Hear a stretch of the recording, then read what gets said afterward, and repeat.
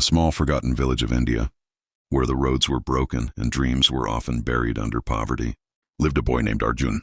He was no different from others, poor, barefoot, hungry, yet there was something special in his eyes, a fire that refused to die.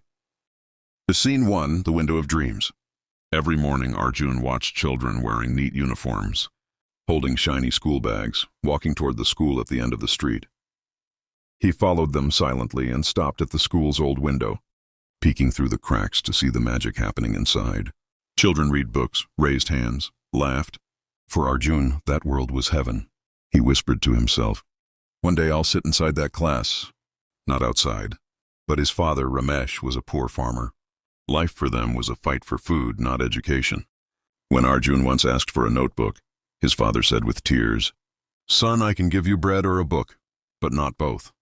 That night, Arjun didn't sleep. He looked at the stars and made a promise. "If I can't buy education, I'll earn it." Read to Scene 2, the kind teacher. Days passed. One afternoon, as Arjun watched from the window again, the school teacher, Mr. Iyer, noticed him. He came outside and asked, "Why do you always stand here, boy?" Arjun replied shyly, "Because I love what happens inside, sir, but I have no money for books." The teacher smiled gently and said, "Education doesn't belong to those who can pay. It belongs to those who are hungry to learn." From that day, Arjun was allowed to sit in the last row, barefoot, without a uniform, but with eyes full of dreams. Or in Scene 3, the struggle to study. Arjun worked in the fields during the day and studied at night, under a flickering streetlight. He used charcoal to write on stones and old papers. When the electricity failed, he would read by the moonlight. Villagers laughed at him. "What will you do with studies? Books can't fill your stomach."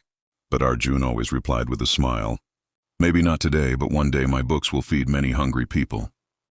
The Scene 4, the test of life. When Arjun reached class 10, his father fell sick. The crops failed that year. He almost dropped out of school to work full-time. But Mr. Iyer came again, this time with a bag of rice, and said, "Don't stop studying, Arjun. If you quit now, thousands like you will never start." Those words hit deep. Arjun studied harder than ever before. He passed his board exams with top marks in the district. The whole village was shocked. For the first time, people started believing that education could actually change destiny. Or Scene 5, a new world. Arjun earned a scholarship to a college in the big city.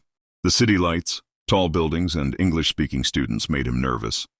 He didn't have fancy clothes, not even a smartphone. Arjun earned a scholarship to a college in the big city. The city lights, tall buildings, and English-speaking students made him nervous. He didn't have fancy clothes, not even a smartphone. He worked nights at a tea stall to pay for his food. Sometimes he didn't eat for 2 days, but he never missed a single class. His roommate once asked, "Why do you work so hard, man?" Arjun smiled and said, "Because I'm not studying just for myself. I'm studying for every child who never got a chance." But Scene 6, the rise. Years passed.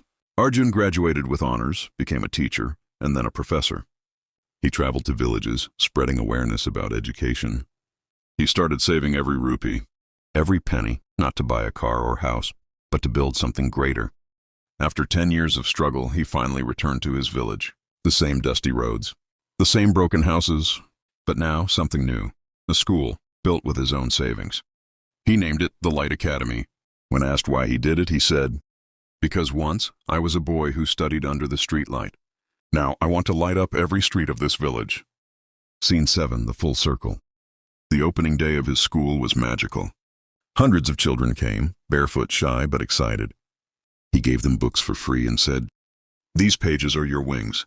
Fly as high as you can." One little boy asked, "Sir, do you think we can become like you someday?" Arjun smiled with tears in his eyes and replied, "No, my child. You will become even greater." Ending message, moral. Narrator voice. Education is not about schools or uniforms. It's about hope. It's the light that grows even in darkness.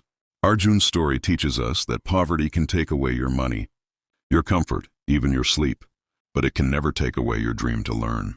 So if you ever feel like giving up, remember the boy who sold tea, sold sleep, sold comfort, but never sold his dream.